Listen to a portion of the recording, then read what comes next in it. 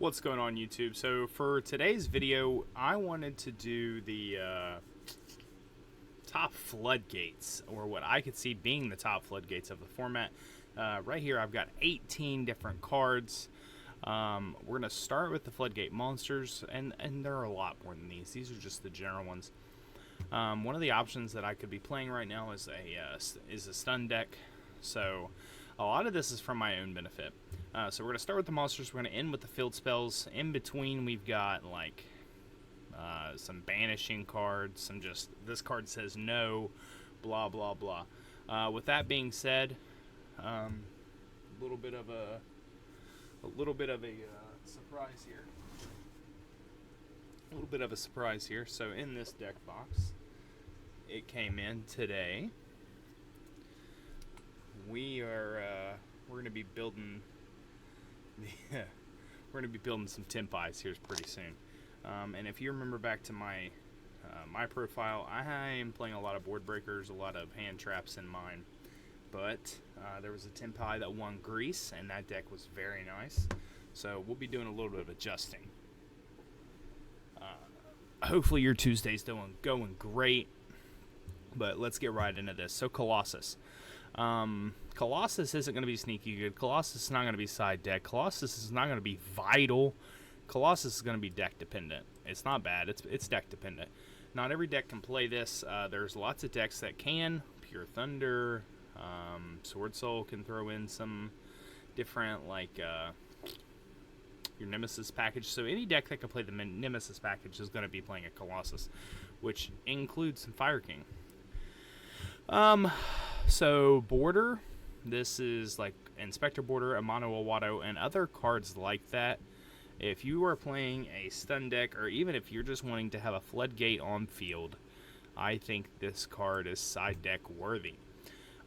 Everybody knows what it does. I don't think it's sneaky good. We do have a couple cards in here that somebody might like, what the heck is that card? I'm going to show you.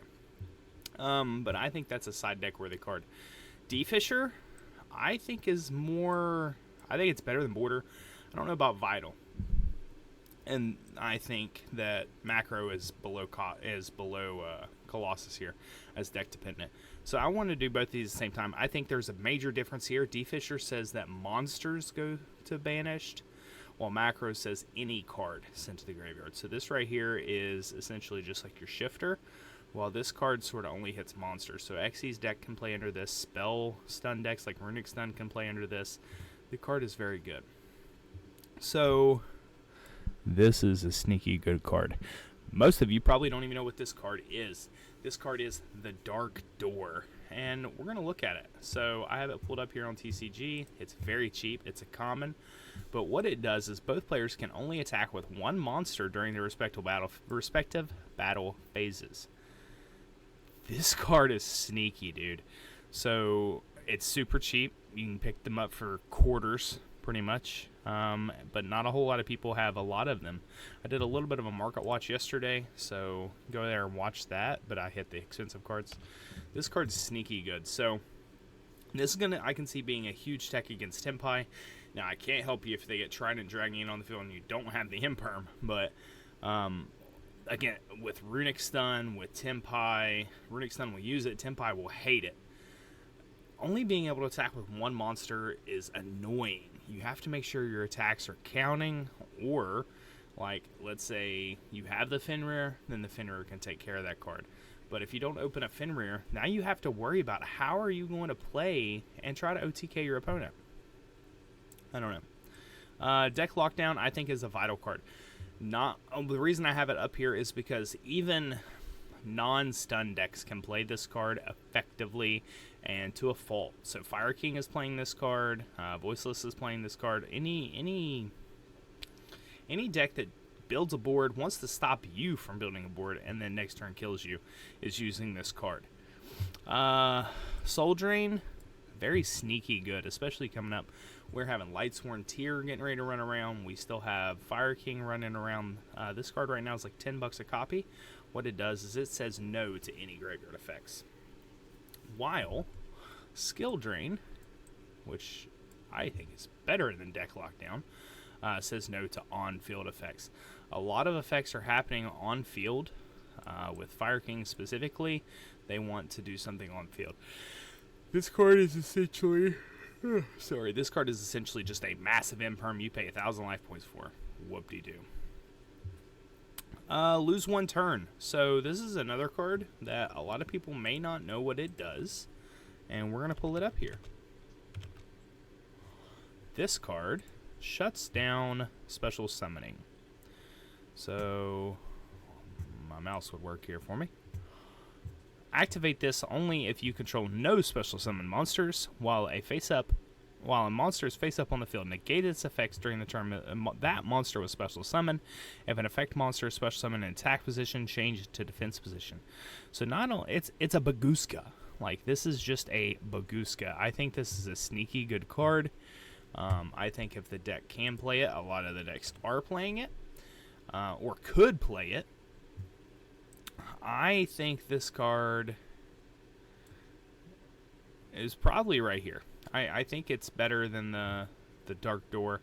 Dark Door is really neat, but it's really niche, and I can understand why we wouldn't want to play that very often. Next card we have here is Mistake. We've already got... We've already got the Mistake on legs, as my little brother would call it, talking about Thunder Dragon Colossus. But Mistake says that neither player can add cards from their deck to their hand, and that is big. So if you don't really care about adding cards from your deck to your hand, this card's very good. I think this card can be played more than Colossus can be played. I think that it is still deck dependent. A lot of the decks now, even on your opponent's turn, want to add from your deck to your hand. So now we have Grave of the Super Ancient Organism. This card is very, very good. Voiceless, sorry. If I'm playing Runic Stun, this card's in my main. Fire, sorry. Flamberge, you're not getting your effect. Diabellstar, not getting your effect. Fenrir, can't attack, can't get your effect. This card is very, very good. I actually think it's better than Skill Drain, but seeing this card at multiples does hurt a little bit. Next we have Synchro Zone. I think it's the top of the side deck. So if I had to pick one of these to main, or if I had to pick two out of the 3 of these to main, I'm picking the top 2, and I'm siding that Synchro Zone. Synchro Zone is very good, but this card's better. It doesn't negate effects, while this does. So big monsters who hit the field, they don't care. They can work around, like if Flamberge works around to getting those 2 levels 1s back on field, and then you link it off, and now you go into SP. Now SP can banish it. Like, this card is big. TC Boo's at 1. I did include some of these that are at 1, which are these 4. I think I'm just going to go to Anti-Spell. I think Anti-Spell at 1 is bad right now. It doesn't do enough. You're hoping to see it. I think you'd have to play Anti-Spell and multiple other cards. I don't see the worth. I don't see the worth in Anti-Spell. I think Rivalry is big. I think Rivalry is... If it was at 3, it's right. It's right here. But I think it's being at 1. It's going to be at the bottom of Vital. TC Boo, I think, is worse than Synchro Zone, because TC Boo people could still play around. Rivalry against Fire, they can't.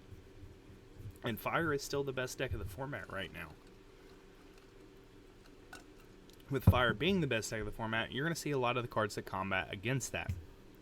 Goes a match, everything is Fire. It's not bad. It's not deck dependent. It's not sneaky. It's sort of right here to me. I think I'm actually going to put that right there. It's sort of just side deck to me. So if I'm playing against Fire, those 2 cards get sided out. I leave that, but sneaky good. And I have said this. I think Necro Valley is sneaky good. Necro Valley says cards cannot be moved from the graveyard. Attributes can't be changed in the graveyard. Stuff like that. I think Necro Valley is very good right now. I played it in my Sprite deck. If you watch that profile from YCS Raleigh, if not, please go back and watch that. It was a great profile. I think Necro Valley's sneaky good in the sense that you flop that on the field, now they have to deal with it or they lose.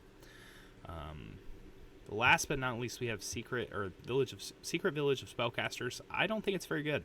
So Fire is playing Anima. It's a spellcaster. Like, I can see why you'd want to flop that on board against like Voiceless or something else, but even then they can go into like Lina.